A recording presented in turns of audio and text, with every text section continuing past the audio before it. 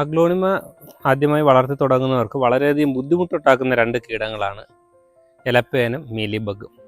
ഇത് രണ്ടും നമുക്ക് ഒന്ന് ശ്രദ്ധിച്ചാൽ ഈസി ആയിട്ട് കൺട്രോൾ ചെയ്യാൻ പറ്റുന്നതാണ്. ഇതിൽ ശ്രദ്ധിച്ചാലറിയാം എലപ്പേനുകൾ പറ്റിയിരിക്കും. അതുപോലെ തന്നെ ഇതാണ് മീലി ബഗ്, ഒരു വെള്ള നിറത്തിലുള്ള ചെറിയ ചെറിയ പ്രാണികൾ.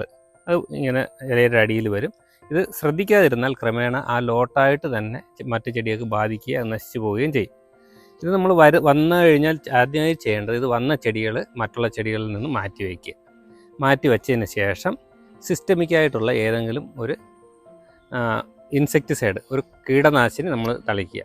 അപ്പോൾ കീടനാശിനി തളിക്കുമ്പോൾ ശ്രദ്ധിക്കേണ്ട കാര്യമെന്ന് പറഞ്ഞാൽ നമ്മൾ ഒരു ഡോസ് തളിച്ചു കഴിഞ്ഞാൽ ഒരു 6 ദിവസം അല്ലെങ്കിൽ 7 ദിവസത്തെ ഇൻ്റർവെല്ലിൽ 2-3 പ്രാവശ്യം അടുപ്പിച്ച് കൊടുക്കുക.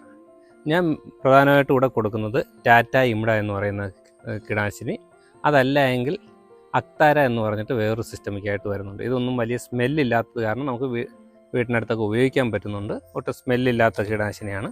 ഇത് സിസ്റ്റമിക്കായിട്ടുള്ളതാണ്. അപ്പോൾ ഇതിൽ എൻ്റെ ലീഫിലേക്ക് തളിച്ച് കൊടുക്കും. ഒരാഴ്ച കഴിഞ്ഞിട്ട് വീണ്ടും അത് ആവർത്തിക്കും. അങ്ങനെ ഒരു 3 ഡോസ് കൊടുത്തു കഴിഞ്ഞാൽ ഇത് മീലി ബഗ് ആണെങ്കിൽ നമുക്ക് ഉടനെ തന്നെ അറിയാൻ പറ്റാം, പ്ലാന്റിൽ നിന്ന് ആ പ്രാണികൾ പോയിട്ടുണ്ടാവും.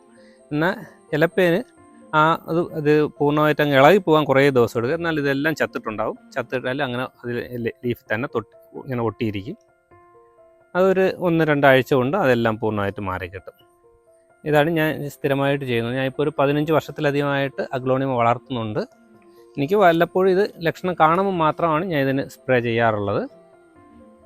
പിന്നെ മഴക്കാലത്ത് ഇല അഴുകൽ വളരെ അപൂർവമായിട്ടാണെങ്കിലും വരാറുണ്ട്. അപ്പോൾ മഴക്കാലത്ത് കോണ്ടാഫ് പ്ലസ് ഉള്ള ഏതെങ്കിലും ഒരു ഫംഗിസൈഡ് സ്പ്രേ ചെയ്യുന്നത് നല്ലതായിരിക്കും. ഇതാണ് ഞാൻ പ്രധാനമായിട്ടും കൊടുക്കുന്ന 2 പരിചരണം ഇതാണ്.